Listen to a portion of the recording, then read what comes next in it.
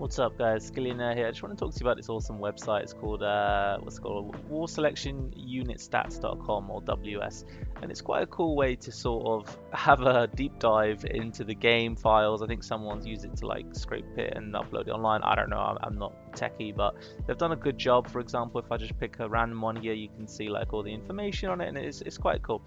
But one of the things you can also do is you can go and look at the research, and I was quite curious about.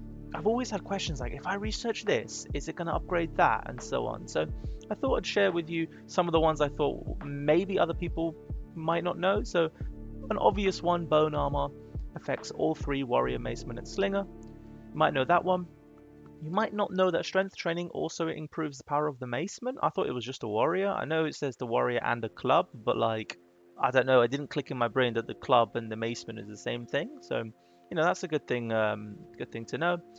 This one I did know, but I thought maybe other people might find it useful. That the wicked sling also improves the bulwark, and so does the leather sling as well. So if you're going for like bulwarks and defensive play, you want to do these upgrades anyway, even if you're not using slingers, right?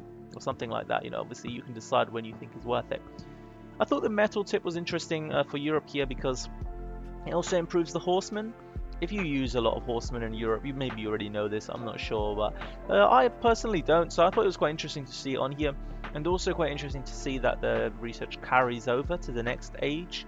So whether you're Western Europe or Eastern Europe, your halberdiers and pikemen continue to have the boost of the upgrade, so that's quite cool. Rawhide bowstrings. This one was particularly interesting to me because I was always curious, do the boats get improved archer damage too, right? Because they are shooting on bows at the end of the day. It turns out that they do, which is great. So if you're having a naval combat, if you're on like an island map and you don't have an archery range or whatever, it's still worth maybe like researching this because your battle boats get improved, and of course your towers do as well, as you maybe already know. I thought it was also interesting that the guild hall of Western Europe, it has those archers standing on the top. That also gets improved. And of course the crossbow here, that one was quite surprising to me as well. Archer, crossbow, they're not one-to-one, but it is cool to see that they also get a buff. So if for some reason you're going crossbows and you're not going archers or whatever, it's still worth to get this upgrade. I think this one, leather training, is just a must. Like, look how many things it upgrades. I just thought I'd include it here. I always thought it would upgrade all of these things, but I was never really entirely sure. So it's cool to see it all laid out here, including the horsemen and the axemen and stuff as well. It's interesting. But no legionary. So that's something to bear in mind. Probably because they're wearing more metal armor, I don't know. The balanced spear here, it says it increases the spearman attack speed, but once again it does impact the horseman. So I just thought I'd include that in case it's just something you didn't know that, because it doesn't make that very clear really. Of course the horseman does use a spear, but it could easily be misunderstood. Banded bow, very similar story. I just put it here because it improves the battle boat. You might not know that.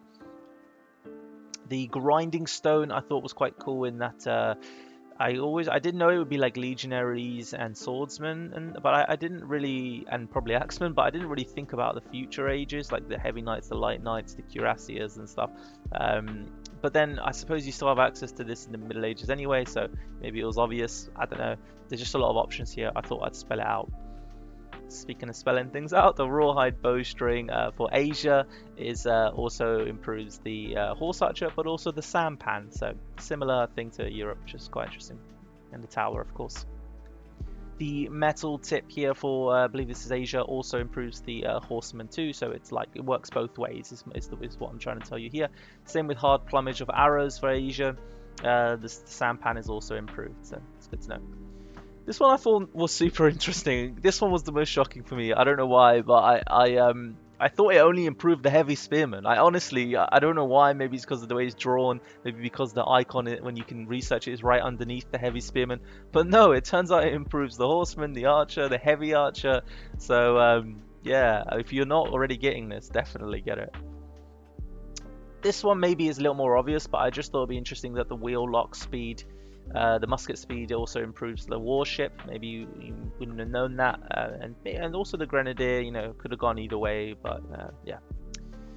Steerable sail is something I've been curious about in the past. Like, does it improve the fishing ships and stuff? I know they don't have a sail, but you never know, right? It's a computer game, so it's not always going to be realistic.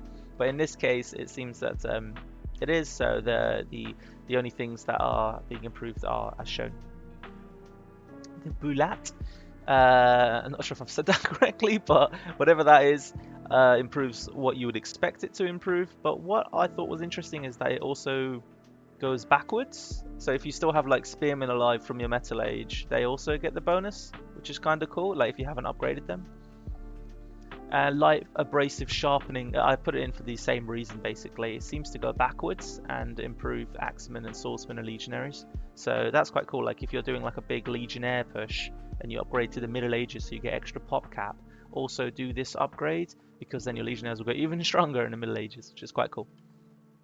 Granular Gunpowder, same thing as before, I just thought because of the warship it might be interesting for you to see. Ballistic Sight, this one's quite obvious really, but the ones that kind of made me go, oh interesting, was the Tank Destroyer and the Austria-Hungary ones here, the Zrini, whatever. I never use them, so I don't think I've ever really used them, but just in case anyone here finds that interesting, or to be fair, maybe you didn't know about some of these other more basic ones, I'm not sure how new you are, so I thought I'd spell it out nice and clearly for you. The weighted tip here is quite similar to the previous archery upgrades. It improves the Guildhall of Western Europe, which is quite cool, and of course your towers. It does say that here, the bow, the crossbow, and the Guardian Tower damage, so this one was clearer in terms of what it does, but I just thought the main base was cool, and of course the battle boat, if for some reason you still have battle boats and not galleys. Actually, saying that, there's no galley here. Huh. I just noticed that. Okay, I would have thought it does improve the galley, but I guess not. Yeah, so this one with the elephants, I just thought it was, you know, just in case anyone's curious, that it's not just the battle elephant, it's all of the elephant's tusks. Strengthened mortars is super obvious, but just in case, light trench mortar, elephant trench mortar also improved. And I thought of putting a couple of bonuses at the end. There is Ukraine in the game files, but before you get excited, it's been in the game files for a really long time. So has Korea here. I think they've either abandoned it or they've put it on hold. But if you had to guess the future countries coming to Eastern Europe and Eastern Asia, it's probably going to be these two. Anyway, I hope you found some enjoyment out of that. I found it really interesting, just kind of looking through. Nothing else. Everything else is pretty obvious. Stuff like the berry comb only affecting Stone Age workers. We know this. It's written there.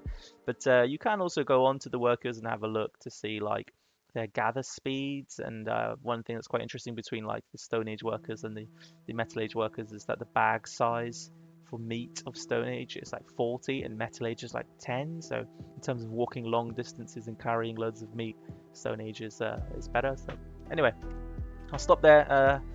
Yeah, peace.